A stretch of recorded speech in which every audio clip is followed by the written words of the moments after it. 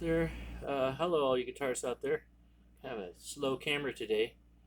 Anyway, just got this new Eastwood guitar, and I noticed it had nines on it. Wait, hang on a second. Whoa, hello, Rick? Rick Beato, right? Wow, I never talked to you before. Yeah, I'm a big fan of yours. I think I watch every video you have. Some very helpful information there. Yeah, hang on a second here. My guitar is kind of awkward here. Oh, okay. Anyway, yeah. So what's up, man? What have you been up to? Oh, yeah. Yeah. My video about you. Yeah, I am somewhat critical of you. You want to work out these differences here? Yeah. Well, okay. I guess the number one thing that video did get some views, the one about the strings. So let me explain this. I got an Eastwood guitar, and a brand new Eastwood guitar, and it shipped in, and it came in with nines on it, and nine strings on it, 9 gauge strings, and I just can't play it. I'm a bass player, so I spaz out on those strings, and so I mean this is a regular 6 string guitar, but I play regular guitar also. Well, anyway, um, I had nines on it, and I didn't want to change the strings out, and so I was like, man, I have to go buy strings now.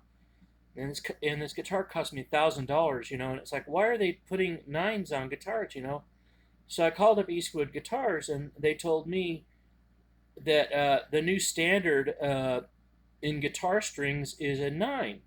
And I went, really? A new standard? I didn't know there's a standard to begin with, but we usually, they have tens on them. Excuse me. And then, so anyway, long story short, they said that I should watch this video about strings that you put up, Rick Beato put up. And so okay, so I watched the video about the strings, and I go, but wait a second, I'm a bass player, and these are too thin. And so then I was thinking about this. I was thinking, wait a minute.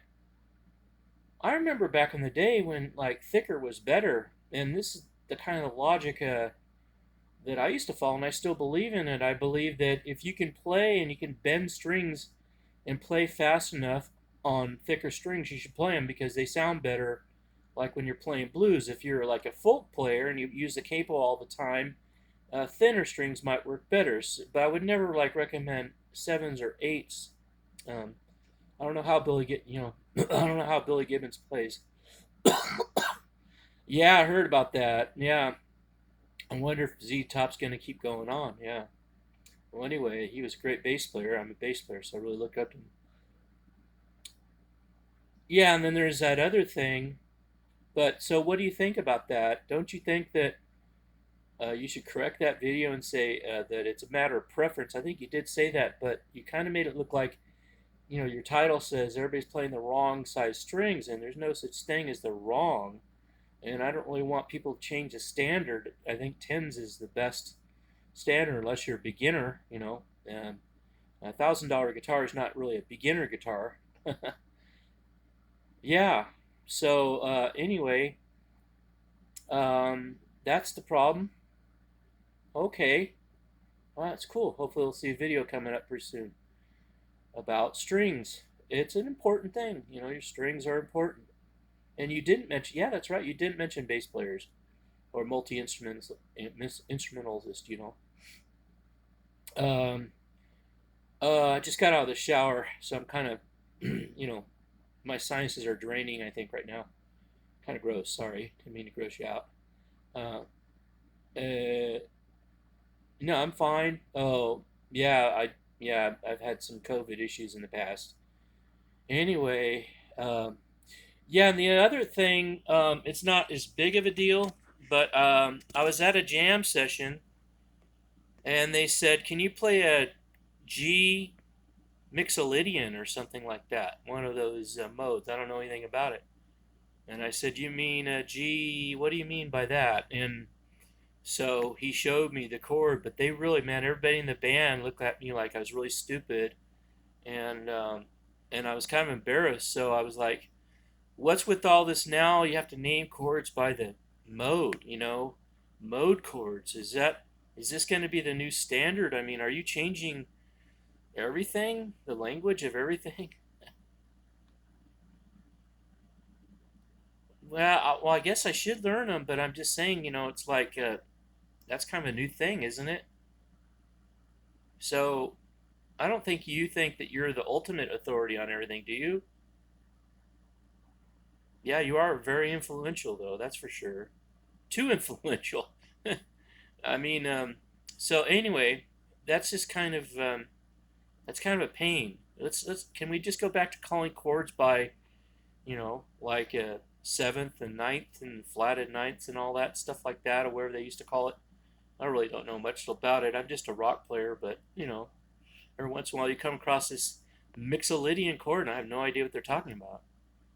And they all seem to think it's a great idea.